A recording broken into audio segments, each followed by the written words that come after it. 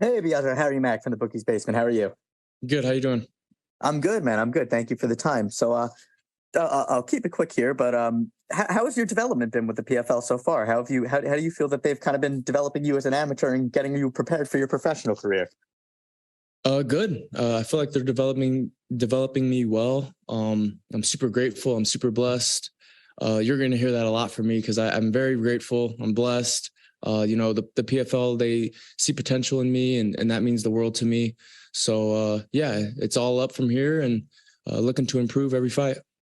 Absolutely. And is there any timeline on the pro debut yet? No clue. We're gonna get this fight over with, and then get a couple more this year if I'm injury free, God willing. And after this year, we'll see. I'll sit down with my coach and see what's up.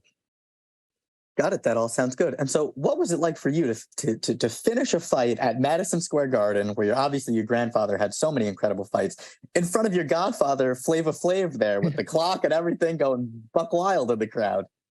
It felt good.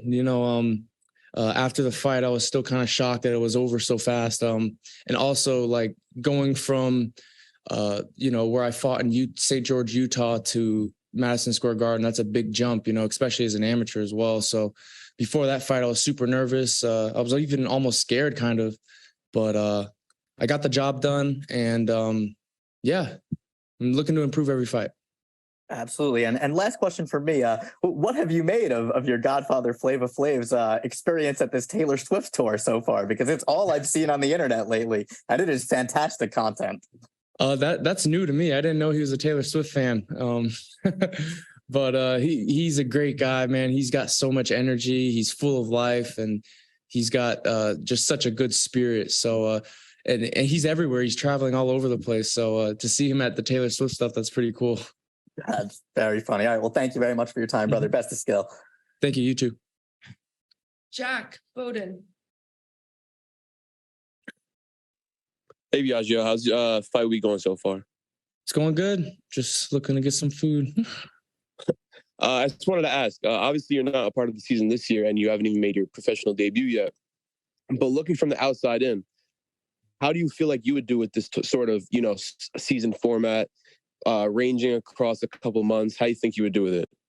I think I would do great. I think a lot of it would have to do with the experience that I'm getting as an amateur. The PFL has given me all this experience, this publicity, I'm the lights and the camera. I'm fighting on a big stage on ESPN. There's no other amateur in the world that's getting this kind of experience. So the PFL, I think they're very smart. They're developing me very well. And I think by the time I go pro, I'll already be used to the format because I'm doing this as an amateur. So. Thank you. That's all for me. Thank you. Jake. Hey, Biagio, kind of just touching on that last question there. This is already another main card slot as an amateur. I see on Twitter and Instagram your name, you're garnishing tons and tons of fans and attention along with your own legacy. That being said, how has your PFL experience been overall, more specifically this season where you've gotten a lot of hype? It's been great. I expect it to get even better.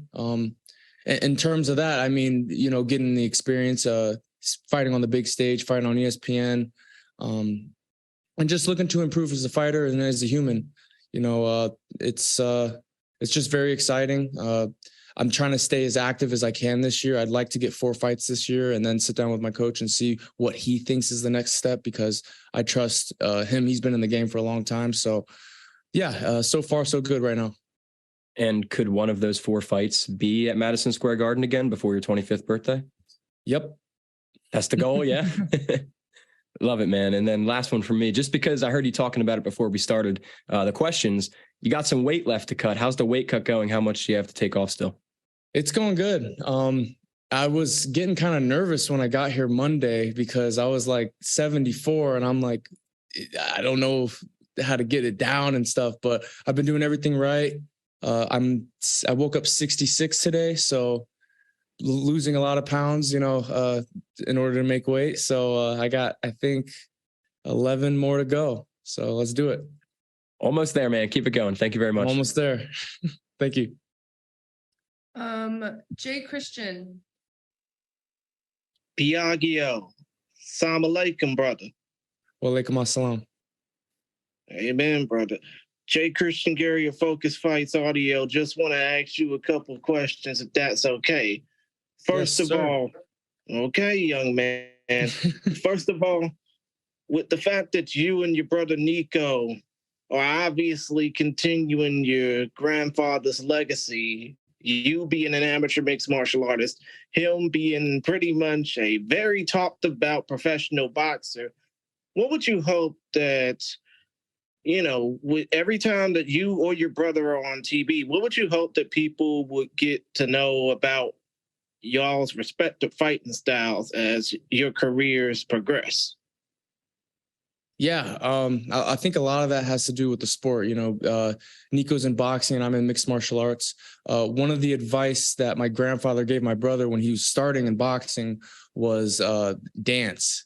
He if you watch my grandfather's fights, he loved to dance, and it was very entertaining to watch. He had a style that was so unique and it drew people's eyes. So that's a piece of advice that I want to take to the cage. This next fight, I'm looking to be a little loose, move like water, like Bruce Lee says, So, yeah, I think in terms of style, that's kind of the difference. Nico has his own style in boxing and I have my own in MMA because they're obviously different sports. But yeah, and, I'm still an amateur. I'm still a baby in the game. I'm still learning and improving. So I'm still developing the style that works best for me right now. I see. And, kind of getting away from mixed martial arts real quick. I know that you played college football at UNLV. I know that your grandfather, had that memorable one night in Miami with folks like Sam Cooke and obviously the late, great Jim Brown, who just passed away. For those of a younger generation, and I'm not talking about those who are in the same age range as you and I am talking about those who are a bit younger who might feel that, oh, Muhammad Ali and Jim Brown, those are the guys who only boxed and played football. But what would people hope in the future generations down the line they would remember when they see, that particular, or when they hear about that particular night in Miami that, helped your grandfather and Jim Brown become so well loved as far as activism goes? What was the question again? I'm sorry. My apologies, Biaggio. Basically, what I'm trying to ask is, considering the fact that Jim Brown just died and everybody knows Jim and your grandfather for that one night in Miami where they all came together to support the civil rights movement, what would you hope that people, future generations down the line, younger than us, would hope to remember about that one particular night? I think study and do your education, study about what happened that night and with that group of people, those are a group of great people and they had a lot of great conversation. And I know they made a movie about it as well. I think just seeking knowledge and seeking the education about stuff that night and not just that night, but the individuals themselves as well. They were such prominent figures in whatever they did. So I think just the search for knowledge, I would suggest to the new generation. Understood. And as far as your fight goes, anything you would want to say to Travell Miller if he was listening to this? Good luck. Or in this case, best of skill, young man. Good luck on Friday. Yes, sir. Jonathan. Jonathan Ramlakan, 5 Region Sports. Hey, Biaggio.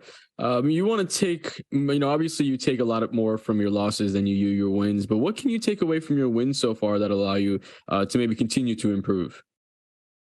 A lot. I'm super hard on myself. I give myself a lot of hard criticism, and because I want to be great, I want to get better and better each fight. I've improved from my first fight to my second fight, third, fourth, and now my fifth fight. Yeah, even though they're wins, I don't sit and pat myself on the back the entire night after a win, especially the last win. I was actually kind of a little upset at myself because I wasn't as calm as I wanted to be. So even though I got the win, I was super grateful and blessed that I got the win, but I was still very hard on myself. And that just I think that's just because I just want to get better and better each and every time. And I'm always looking to improve. The thing that's beautiful about MMA is you're always a student. You're never really, I mean, you could be the teacher as well, but you're always learning, like, for example, when Joaquin Buckley did the spinning back kick, that was something that was never really seen in MMA.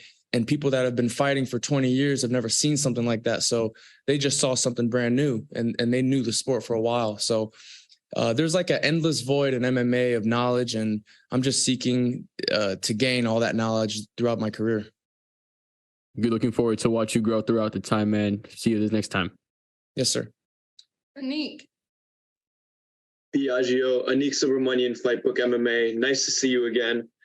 You're a real-life superhero. You're protecting people at nightclubs, on a 3-fight winning streak. You're making a lot of people smile, and you're a great role model. What would your grandfather be most proud of right now? I think not just my fighting ability, but me trying to grow and seek knowledge as a human. That was the biggest inspiration that I had from him, was who he was as a person, not as just a boxer. He was the people's champ for a reason. And, when he would go down the street, he would never say no to an autograph, a hug. People would hand them his kids and he'd take pictures with them and kiss them on the cheek. He was such a loving essence. And I think that's the biggest inspiration that I've taken from my grandfather, was who he was as a human. And I'm just trying to replicate that the best way I can. You're doing a great job of it. And one more from me. Congrats on a great win last fight. If you had a dream opponent in MMA, who would it be and why? Oh, like top tier. I'm just an amateur. Like, are we talking top tier? Like some of my favorite fighters? Yep, your dream fight. I think GSP would be like a dream fight. I think he's one of the most well-rounded fighters I've ever seen. Got it. And you could move up to welterweight, so that would be really cool. Thank you so much, and good luck on Friday. Thank you. All right, Marty, last question. Hey, Biaggio. How's it going? I'm good, man. I'm good. Yourself? Good. Good. Obviously, quite rightly, you've got a lot of attention. You've got a big following. How do you keep yourself grounded, really? And how do you cope with the pressure, if there is added pressure on yourself? Yeah, that's a great question. My faith is what keeps me grounded. I was born Muslim. My grandfather was Muslim. I've been Muslim my whole life, but I think just recently I started reading the Quran, and it keeps me grounded. It lets me know what's really important, and what's really important is having a great relationship with God and doing good deeds, giving and showing love to your neighbor. And that's exactly what my grandfather did. He had such conviction in his faith that he was fearless. And it inspired millions and millions of people.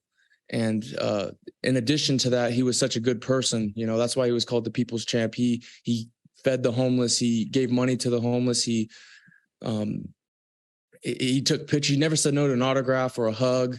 And that's exactly what I'm trying to do. I understand that this is not what's most important. Money is not what's most important. The camera, the fame, that's not what's really important, because after this life, it's not over. You either go to a good place or a bad place. And I want to go to a good place. So in order to do that, I want to have a great relationship with God, and I want to do good deeds throughout my entire life. So that's what keeps me grounded, is knowing that. Love that. All the best on Friday.